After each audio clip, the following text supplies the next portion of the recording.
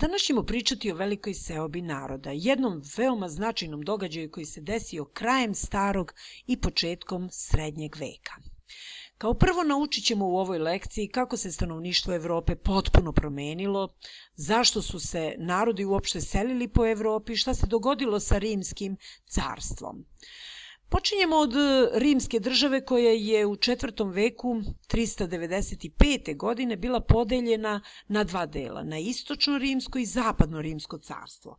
Ova dva dela nisu bila baš potpuno jednaka, naime istočno rimsko carstvo bilo je mnogo bogatije od zapadnog rimskog carstva i naravno upravo zato što zapadno nije imalo toliko para, ova germanska plemena koja su im se nalazila na samim granicama države su vrlo često iskorišćavala tu situaciju i napadali ih, pljačkali, naročito zapadno rimsko carstvo. Rimljani nisu baš mnogo razlikovali sva ta germanska plemena, nego su ih sve nazivali jednim imenom varvari, što bi u prevodu značilo narodi koji žive van teritorija Rima, van granica Rima, prosto rečeno. Naravno, cela nam priča počinje od jednog naroda koji se zove Huni i koji su prošli kroz vrata naroda. To je ova ovde ravnica koja se nalazi između Kaspijskog jezera i planine Ural. Oni su prošli kroz tu ravnicu jer je planina Ural u stvari prirodna granica između Evrope i Azije i potom su ulaskom u Evropu počeli da pljačkaju plemena na koja su naišli. Naravno, naišli su prvo na germanska plemena i njih su naravno počeli da pljačkaju. Tako je, u stvari, 375. godine počela velika seoba naroda, jer Huni su, u stvari, pokrenuši te sve narode, ti narodi nisu imali izbora, nego su nastavili dalje da se preseljavaju na neku sigurniju teritoriju. Čuven je vođa Huna koji se zvao Atila, zvali su ga Bič Božiji, i on je živeo u 5. veku, bio poslednji hunski vladar koji je, jer su se Huni posle njegove smrti jednostavno raspali, raširili po celoj Evropi, danas im nema traga. Dakle, rekli smo da su u stvari varvari živeli na samim granicama Rimske države i ono što se događalo u velikoj seobi naroda će uticati da danas u Evropi žive 3 grupe naroda. To su Romani, koji su živeli na teritoriji Rimske države i koji će naravno vremenom preuzeti od Rimljana i njihov način života, običaje i slično. Danas imamo tih uticaja Romana i u našem jeziku, ali naravno postoje danas i narodi koji su i dalje romanski. Znači, to su današnji Italijani, Francuzi, Španci, Portugalci, recimo. Germani su, dakle, živeli prvo na obali, na granici Rimske države, a kasnije su počeli da se preseljavaju i mi u ovoj seobi naroda pre svega govorimo o Germanima, o Slovenima nešto kasnije. I na kraju Sloveni koji su, dakle, Germani su živeli recimo ovde gde je Germanija, pa duž obala Crnog mora, dakle, na ovoj ovde teritoriji. Sloveni nešto severniji od njih. Dakle, takođe van granica Rimskog carstva.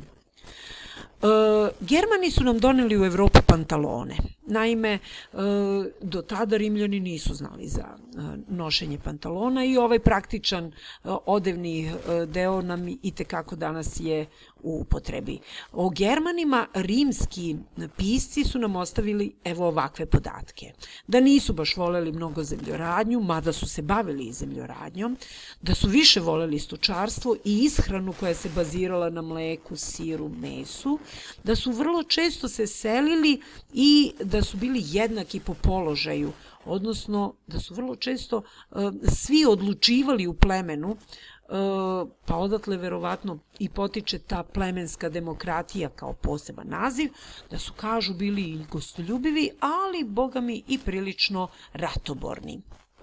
Evo kako izgledala ta seoba Germana. Dakle, rekli smo Huni su 375. Ova zelena strelica nam pokazuje Hune, jednostavno ušli u Evropu i došli do Panonske nizije. Na tom svom putu pljačkali su, ubijali, palili se naselja i toliko poplašili Gote koji su živjeli na obali Crnog mora da su se Ostrogoti odmah pokrenuli u seobu i naravno došli kod Vizigota. Vizigoti, tako potisnuti Ostrogotima, su takođe krenuli da se sele.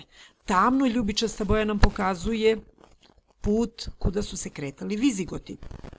Dakle, Vizigoti su došli na teritoriju rimske države, ova tamna boja nam pokazuje teritoriju istočnog rimskog carstva, i potom su se sukobili sa Rimljanima i potpuno ih porazili.